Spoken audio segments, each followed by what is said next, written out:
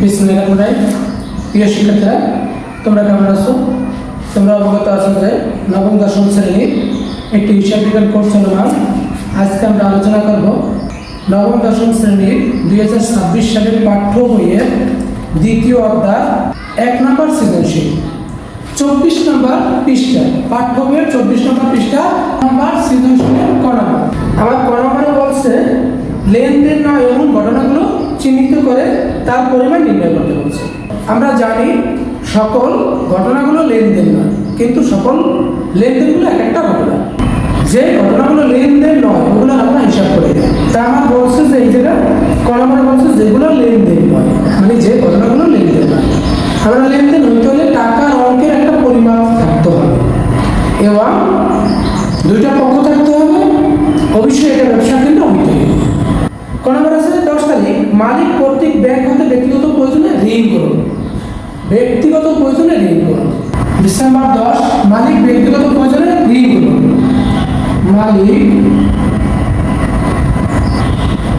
মালিক ব্যক্তিগত প্রয়োজনে ঋণ করুন আছে 40,000 টাকা।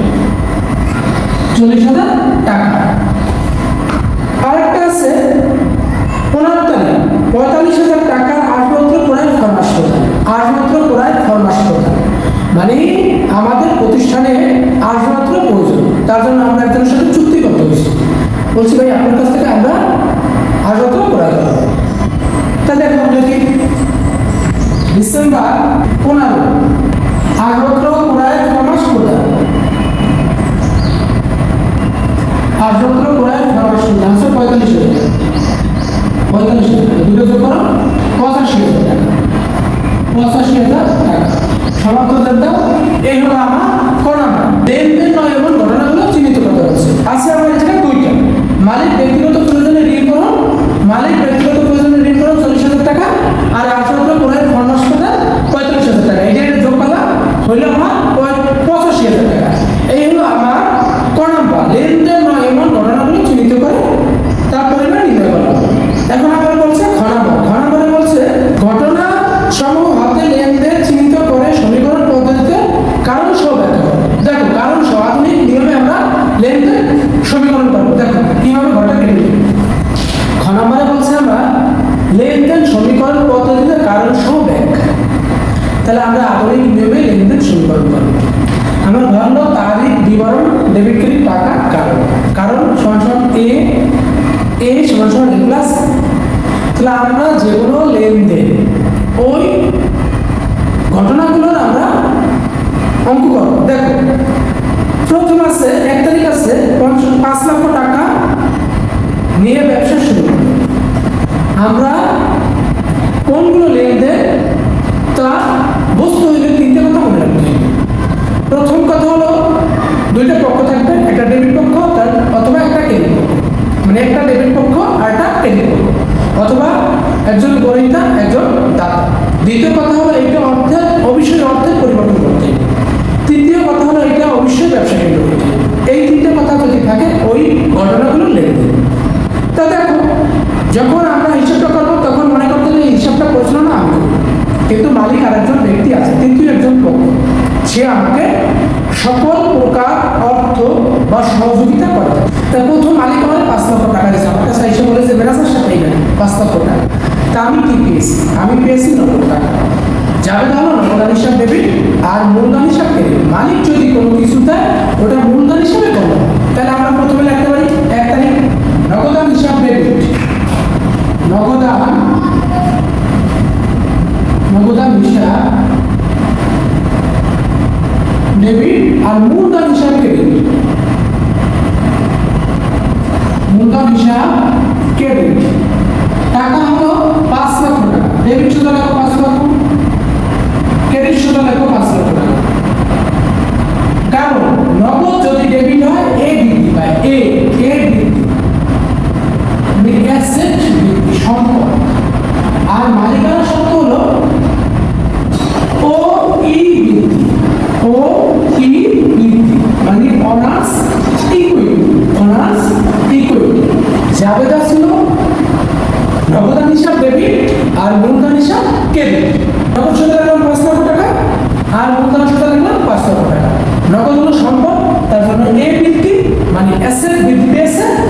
আর মূলধন হলো মালিকানা সত্ত্ব ওই ভিত্তি, আর মালিকানা সত্ত্ব হলো অনার ইকুইটি, মালিকানা সত্ত্ব ওই ভিত্তি।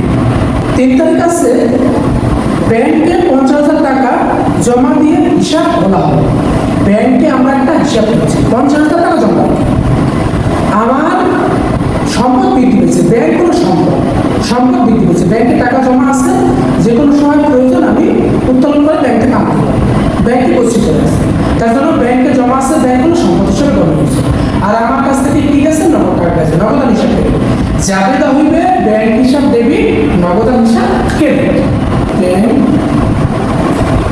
ব্যাংক হিসাব ডেবিট আর নগদান হিসাব ক্রেডিট, নগদান হিসাব ক্রেডিট। জাবেদা ছিল ব্যাংকে টাকা জমা দিচ্ছি, জাবেদা হলো ব্যাংক হিসাব ডেবিট আর নগদান হিসাব ক্রেডিট। টাকা হলো 50,000, ডেবিট সুদ হলো 50,000 টাকা আর ক্রেডিট সুদ হলো 50,000 টাকা। ব্যাংক হলো সম্পদ যদি ডেবিট হয় এ বৃদ্ধি হয়, মানে অ্যাসেট বৃদ্ধি পেয়েছে, অ্যাসেট এ বৃদ্ধি, আর নগদ হলো সম্পদ যদি ক্রেডিট যায় এ হ্রাস পায়, সম্পদ ডেবিট হলে এ বৃদ্ধি, সম্পদ ক্রেডিট হলে এ হ্রাস, সম্পদ ক্রেডিট হলে এ হ্রাস, মানে অ্যাসেট হ্রাস পেয়েছে, অ্যাসেট বৃদ্ধি পেয়েছে, অ্যাসেট হ্রাস পেয়েছে। জানা ছিল ব্যাংক হিসাব ডেবিট, নগদান হিসাব ক্রেডিট। ব্যাংক হলো সম্পদ, তার জন্য এ বৃদ্ধি পেয়েছে, আর নগদ হলো সম্পদ, নগদ ক্রেডিট পেয়েছে, তার জন্য এ হ্রাস পেয়েছে। 5 তারিখ আছে ধারে পণ্য ক্রয়, ধারে পণ্য ক্রয় করেছে, ওরার সাথে থাকে পাওনাদার, ওরার সাথে থাকে পাওনাদার।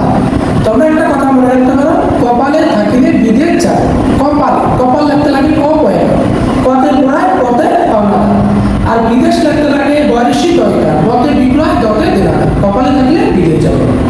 ক্রয় ধারে পণ্য ক্রয়, এই যে কোনো প্রতিষ্ঠানের নাম অথবা কোনো ব্যক্তির নাম নাই, যদি কোনো ব্যক্তির নাম অথবা কোনো প্রতিষ্ঠানের নাম থাকতো তাহলে আমরা লিখতাম, যাকে লিখতাম ক্রয় হিসাব ডেবিট আর পাওনাদার হিসাব ক্রেডিট, কোনো ব্যক্তির নাম অথবা কোনো প্রতিষ্ঠানের নাম। আর এই জায়গায় যেহেতু শুধু ধারে পণ্য ক্রয় আছে, যাকে লিখতে পারি ক্রয় হিসাব ডেবিট, প্রদান হিসাব ক্রেডিট। কেউ যদি পাওনাদার লেখে তাও হইবে, কেউ যদি আবার প্রদান হিসাব লেখে তাও হইবে। জাবেদা লিখতে পারি ক্রয় হিসাব ডেবিট আর প্রদান হিসাব অথবা পাওনাদার হিসাব ক্রেডিট। ক্রয় হিসাব ডেবিট, ক্রয় হিসাব ডেবিট, প্রদান অথবা পাওনাদার হিসাব। যেমন 25,000 টাকা, 25,000 ডেবিট, 25,000 টাকা ক্রেডিট। ওরা হলো ব্যয়, হচ্ছে ই হ্রাস, আর পাওনাদার হলো দায়, এর বৃদ্ধি পেয়েছে, দায় যদি ক্রেডিট হয় এর বৃদ্ধি পেয়েছে, মানে লাইবিলিটিস। আর ই হলো এক্সপেন্স, মানে ব্যয়, যাবে হলো ক্রয় হিসাব ডেবিট, পাওনাদার অথবা প্রদান হিসাব ক্রেডিট। ক্রয় হলো এক্সপেন্স, ব্যয় হয়েছে তার জন্য ইরাস, আর পাওনাদার হলো দায় ক্রেডিট আছে তার জন্য এর বৃদ্ধি। যাবে হলো ক্রয় হিসাব ডেবিট, পাওনাদার হিসাব ক্রেডিট। 20 নম্বর আছে প্রদান হিসাবকে পরিশোধ, এই যে প্রদান হিসাব দেখছে অথবা পাওনাদার হিসাব। প্রদান হিসাব আমার কাছে এসেছে, প্রদান হিসাব মানে পাওনাদার আইসা বলে যে স্যার আমার টাকাটা দেন, আমার কাছে কে এসেছে, প্রদান হিসাব, তার জন্য প্রদান হিসাব ডেবিট, আর আমি ওনাকে কি দিয়েছি, নগদ টাকা দিয়েছি, নগদান হিসাব ক্রেডিট। যাবে হলো 20 তারিখ, দেখো 20 তারিখ প্রদান হিসাব ডেবিট, প্রদান হিসাব ডেবিট, আর আমি ওনাকে নগদ টাকা দিয়েছি, নগদান হিসাব ক্রেডিট। যাবে ছিল প্রদান হিসাব ডেবিট আর নগদান হিসাব ক্রেডিট। টাকা হলো 15,000 টাকা, পাইতো আমার কাছে 25,000 টাকা, আমি দিয়েছি ওনাকে 15,000 টাকা, 15,000 যেটা দিচ্ছি ওইটা দিয়ে হিসাব। যাবে তাহলে প্রদান যদি ক্রেডিট হয় তাহলে এর বৃদ্ধি পায়, আর প্রদান যদি ডেবিট হয় এর হ্রাস পায়, মানে এবার আমার দায় হ্রাস পেয়েছে, কমে গেছে, হ্রাস, লাইবিলিটিস হ্রাস। আর নগদ হলো সম্পদ এবার ক্রেডিট আছে তার জন্য এ হ্রাস। প্রদান হিসাব ডেবিট আর নগদান হিসাব ক্রেডিট। প্রদান হলো দায় তার জন্য এর হ্রাস, আর নগদান হলো সম্পদ তার জন্য এ হ্রাস। এই হলো আমার ঘ নাম্বার। দেখো ঘ নাম্বার যাবে ছিল লেনদেন সমীকরণ পদ্ধতিতে কারণ সহ ব্যাখ্যা। ক নাম্বার ছিল এক নাম্বার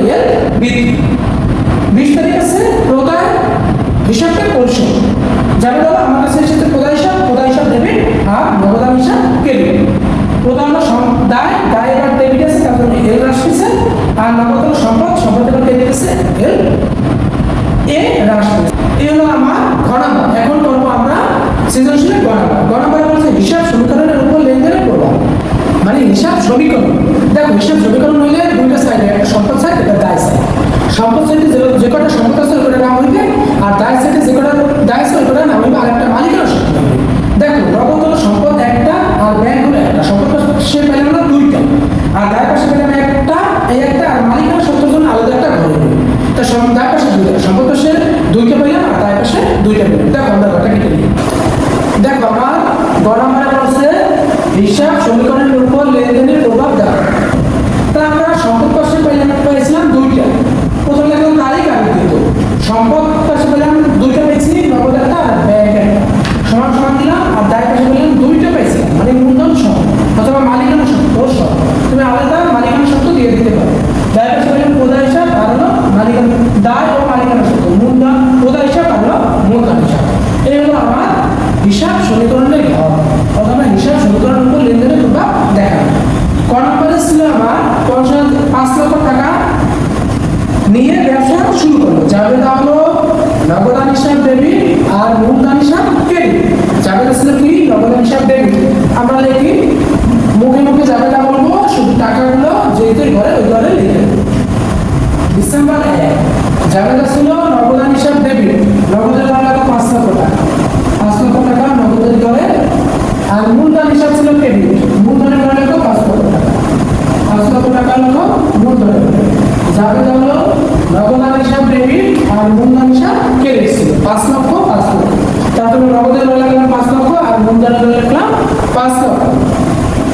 তারপর আছে 3 তারিখ আছে ব্যাংকে 50,000 টাকা জমা দিয়ে একটি হিসাব খোলা হবে। ব্যাংকে 50,000 টাকা জমা দিয়ে একটি হিসাব খোলা হবে। যাবে হলো ব্যাংকে আমার টাকা বৃদ্ধি হচ্ছে, তার জন্য ব্যাংক হিসাব ডেবিট আর নগদান হিসাব ক্রেডিট। যেহেতু নগদ ক্রেডিট আছে, নগদ থেকে বিয়োগ হবে, মানে হ্রাস হবে।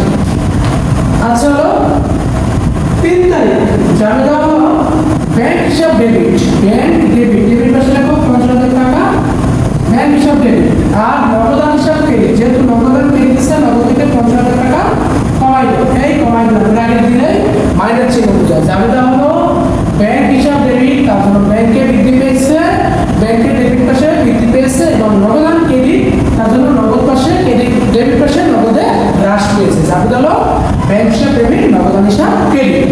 5 লক্ষ থেকে 50,000 টাকা আমার কমে গেছে, আগে 4 লক্ষ 50,000 টাকা, 4 লক্ষ 50,000, আর এই জায়গা থেকে 50,000 টাকা, 50,000, 50,000 এখন হলো কি 50,000। আর এই জায়গা থাকে হলো 5 লক্ষ, 5 লক্ষ আছে 5 লক্ষ টাকা, 5 লক্ষ, 5 লক্ষ থেকে 5,000 টাকা কমে গেল, থাকে হলো 4 লক্ষ 50,000, এবারে হচ্ছে 50,000 আর এবারে আছে 5 লক্ষ টাকা। তারপরে আছে 5 তারিখ ধারে বর্ণ করা। যাবে কি যাবে হলো ক্রয় হিসাব ডেবিট আর প্রদায় হিসাব ক্রেডিট। যাবে হলো ক্রয় হিসাব ডেবিট, ক্রয় হলো আমার ব্যয়। যদি আমার ব্যয় হয় মূলধন থেকে হ্রাস হবে। কোথা থেকে হ্রাস হবে? মূলধন। যদি আমার প্রতিষ্ঠানে কোনো ধরনের ব্যয় হয়, এটা মূলধন থেকে হ্রাস পেবে। আবার প্রতিষ্ঠানে যদি কোনো ধরনের আয় হয়, তাহলে আমার মূলধনের সাথে বৃদ্ধি হবে। যাবে হলো ক্রয় হিসাব ডেবিট, ক্রয় হিসাব ব্যয়, তার জন্য মূলধন থেকে হ্রাস হবে। তারিখটা 25,000 টাকা, লেখো এদিকে 25,000 টাকা মূলধন থেকে কমাই দেবো, 25,000 টাকা মূলধন থেকে কমাই দেবো। যাবে হলো ক্রয় হিসাব ডেবিট, ক্রয় হিসাব ব্যয়, তার জন্য আমরা মূলধন থেকে কমাই দিলাম। আর প্রদায় হিসাব ক্রেডিট, প্রদায় হলো এই যে প্রদায় আছে 25,000 টাকা, এই যে 25,000 টাকা। প্রদায় বাড়বে আর মূলধন থেকে কমবে, প্রদায় বাড়বে আর মূলধন থেকে কমবে। একই একটি যদি দুই পাশে স্থানান্তর হয়, যদি যোগ হয় তাহলে দোনো পাশে যোগ হবে, আবার বিয়োগ হলে দোনো পাশে বিয়োগ হবে। আর একই একটি যদি এক পাশে স্থানান্তর হয়, একটা যোগ হবে একটা বিয়োগ হবে। দ্বিতীয় ডেট থাকে 4 লক্ষ 50,000 টাকা, 4 লক্ষ 50,000 টাকা, এই জায়গা থেকে 50,000 টাকা, এই 50,000, এই জায়গা থেকে 25,000, লেখো 25,000। আর 5 লক্ষ থেকে 25,000 কমে গেলে থাকে 4 লক্ষ 75,000, 4 লক্ষ 75,000 টাকা। তারপরে আছে 20 তারিখ, 20 তারিখ আছে কি প্রদায় হিসাবে পরিশোধ। 10 তারিখ আর 15 তারিখ কিন্তু আমার এটা লেনদেন না, যেহেতু লেনদেন না এই জায়গায় স্থানান্তর হবে। 20 তারিখ আছে প্রদায় হিসাবে পরিশোধ। আমার কাছে এসেছে প্রদায় হিসাব, আসছে প্রদায় হিসাব, তার জন্য প্রদায় হিসাব ডেবিট, আর আমি নগদ টাকা দিয়ে দিচ্ছি, নগদ হিসাব ক্রেডিট। যাবে হলো প্রদায় হিসাব ডেবিট, প্রদায় আছে 25,000 টাকা ছিল, আমি দিয়ে দিচ্ছি 15,000 টাকা, তার 15,000 টাকা হ্রাস করলাম, লেখো 20 তারিখ। যাবে হলো কোথায় হ্রাস পেয়েছে? 15,000 টাকা হ্রাস পেয়েছে। আর নগদান হিসাব ক্রেডিট, নগদ যেহেতু হ্রাস ক্রেডিট, নগদ যেহেতু ক্রেডিট তার জন্য নগদ হ্রাস পেয়েছে 15,000 টাকা। 15,000 টাকা নগদ করতে হবে। জাবেদা ছিল প্রদায় হিসাব ডেবিট, যদি প্রদায় ডেবিট হয় তাহলে প্রদায় হ্রাস পেয়েছে মানে কমে গেছে, তার জন্য কমাই দিলাম। আর নগদ ক্রেডিট, যদি নগদ ক্রেডিট হয় তার জন্য নগদ যদি ক্রেডিট হয় তাহলে নগদ হ্রাস পেয়েছে, নগদ থেকে কমাই দিলাম। আর নগদ যদি ডেবিট হয় তাহলে নগদের সাথে যোগ দিলাম। জাবেদা ছিল প্রদায় হিসাব ডেবিট আর নগদ হিসাব ক্রেডিট, দুটো পাশে স্থানান্তর হয়েছে এবং দুটো পাশে বিয়োগ হয়ে গেছে। 4,50,000 থেকে 15,000 টাকা কমে গেলে থাকে হলো 4,35,000 টাকা। 4,35,000 টাকা। এই জায়গায় আছে 50,000, দেখো 50,000, 50,000। 25,000 থেকে 15,000 টাকা কমে গেলে থাকে 10,000 টাকা। 10,000 টাকা। আর এখানে থেকে 4,75,000 টাকা। এখন সম্পদ আচ্ছা দুইটা, এটা যোগ করি তাহলে 4,85,000 টাকা। 4,85,000 টাকা সমাপ্ত যে। আবার এইটা যোগ করুন 4,75,000 আর 10,000 তাহলে 4,85,000 টাকা। 4,85,000 টাকা সমাপ্ত যে। এই হলো আমার হিসাব সমীকরণ। দেখো প্রথম একটা ছিল 5 লক্ষ টাকা নিয়ে ব্যবসা শুরু করলো, যার জন্য নগদ হিসাব ডেবিট, মূলধন হিসাব ক্রেডিট। নগদ ডেবিট তার জন্য নগদে বাড়াইছি, আর মূলধন হিসাব ক্রেডিট তার জন্য মূলধন বাড়াইছি। পর 3 তারিখ ছিল 50,000 টাকা ব্যাংকে জমা দিয়ে হিসাব নেওয়া, যার জন্য ব্যাংক হিসাব ডেবিট, ব্যাংক হিসাব ডেবিট, নগদ হিসাব ক্রেডিট। ব্যাংক ডেবিট আছে তার জন্য ব্যাংকে বাড়াইছি, আর নগদ ক্রেডিট আছে তার জন্য নগদ থেকে কমাইছি। যোগ দিয়ে করলাম। তারপরে আছে 5 তারিখ ধারের পণ্য ক্রয়, যাবে তাহলে ক্রয় হিসাব ডেবিট, প্রদায় হিসাব ক্রেডিট। ক্রয় হলো ব্যাংক হিসাব, তার জন্য মূলধন থেকে কমে গেছে, হ্যাঁ। প্রদায় হিসাব ক্রেডিট তার জন্য প্রদায় বৃদ্ধি পেয়েছে, এটা থেকে কমাই এটা বাড়াইলাম। যোগ দিয়ে করলাম। তারপর আছে 20 তারিখ প্রদায় হিসাবকে পরিশোধ, আমার কাছে এসেছে প্রদায় হিসাব টাকা মাত্র 25,000, আমি দিয়েছি 15,000, যাবে তাহলে প্রদায় হিসাব ডেবিট আর নগদ হিসাব ক্রেডিট। প্রদায় ডেবিট যেহেতু আছে প্রদায় কমে গেছে, আর নগদ যেহেতু ডেবিট ক্রেডিট আছে নগদ কমে গেছে। যোগ দিয়ে করলাম, এইটা যোগ করলাম 4,85,000, এইটাও যোগ দিয়ে নামাইলাম, এইটা যোগ করলাম 4,85,000। আমার সম্পদ আর মালিকানা সত্ত্ব, দায় মালিকানা সত্ত্ব সমান হতে হবে। এ সমান সমান এ প্লাস মানে অ্যাসেট সমান সমান লায়াবিলিটিস প্লাস অনার্স ইকুইটি। তার জন্য আমার সম্পদ